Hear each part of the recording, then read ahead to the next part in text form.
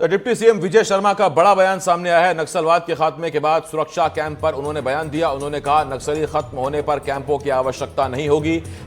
कैंपों में माफ कीजिए लघु वनोपज प्रसंस्करण केंद्र स्थापित किए जाएंगे। कुछ जगहों पर थाने खोले जाएंगे। उन्होंने कहा बस्तर में 450 कैंप हैं। कैंपों में अभी इंफ्रास्ट्रक्चर बना हुआ है और उसका इस्तेमाल खाद्य प्रसंस्करण यूनिट और थाने बनाने के लिए किया जाएगा। ये मानकर चलता हूँ, बिल्कुल मैं ये सोचकर चलता हूँ कि ये जो सुरक्षा बलों के कैंप हैं, इन सुरक्षा बलों के कैंप की बहुत ज़्यादा आवश्यकता भविष्य में नहीं होगी और इसलिए यहाँ पर कुछ स्थानों पर तो थाने वगैरह खुल जाएंगे, लेकिन कुछ स्थानों पर, अधिकतम स्थानों पर 450 है भाई कैंप, बड़ा इंफ्रास्ट्रक्चर बना है उसमें और जो इंफ्रास्ट्रक्चर बना बड़ा इन्वेस्टमेंट है मतलब उसमें। तो ये सारे ही स्थान मुझे ये बिल्कुल लगता है, मैं पूरे प्राणपण से इसके लिए कोशिश करूँगा कि वहाँ पर लघु वनोपज के संग्रहण, प्रसंस्करण और उसके विपणन के केंद्र बने।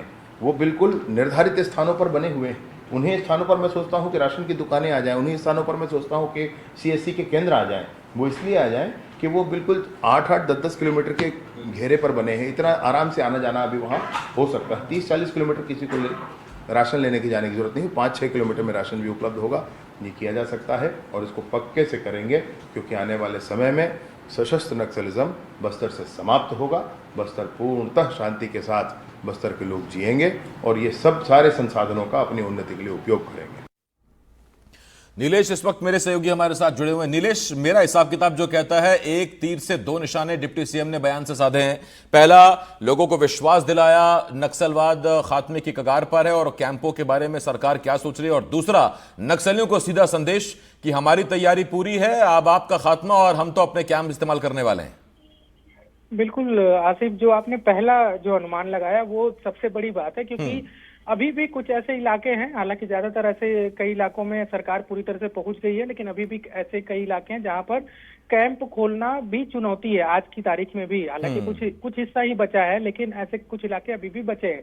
उन इलाकों में कैंप खुलना चुनौती है। वहां पर आम लोगों की मदद की जरूरत होगी, आम लोगों के विश्वास की जरूरत होगी, और उस विश्वास को जीतने के लिए, क्योंकि अभी तक बस्तर को लेकर जब कैंपों की बात होती थी, सुरक्षा बल के कैंपों की बात होती थी, या पुलिस की बात होती थी, या फोर्स की बात होती थी, तो एक बड़ी आम चर्चा हम गूगल कर लें, हम किताबें उठाकर देख लें, तो एक मिलती है कि जो सुरक्षा बल के जवान हैं वो आज वहाँ के स्थानीय ग्रामीण आदिवासियों को परेशान करते हैं, वहाँ महिलाओं के साथ छेड़छाड़ करते हैं। ऐसे आरोप आज से 10 साल पहले, 5 साल पहले बड़े आम थे।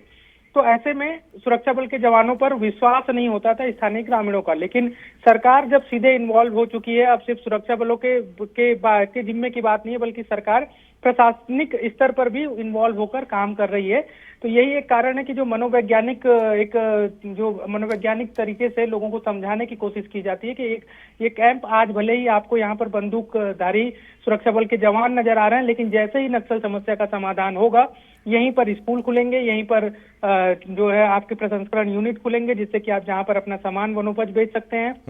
मुझे याद आता है बासागुड़ा एक जगह है बीजापुर में। बासागुड़ा एक समय में एशिया का सबसे बड़ा वनोपज का मंडी जो है, वो एक समय में जब नक्सल समस्या बीजापुर में या फिर बस्तर में पूरी तरह से नहीं अपने पैर पसारी थी, उस समय एशिया का सबसे बड़ा मंडी जो है वहां पर वनोपज की लगती थी।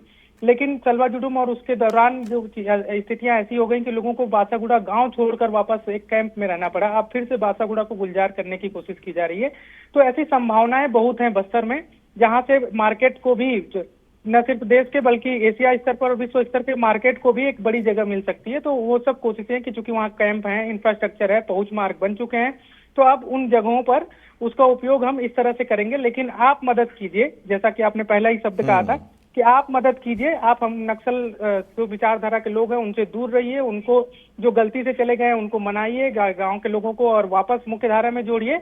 और जैसे ही ये समस्या समाप्त होगी और आप देखिए कि आपके यहाँ विकास जो है वो इंतजार कर रहा है। बहुत धन्यवाद आपका नीलेश, इस तमाम जानकारी के लिए, अपडेट के लिए। नीलेश मेरे सहयोगी इस वक्त इस बड़ी खबर पर हमारे साथ जुड़े हुए थे, जानकारी दे रहे थे।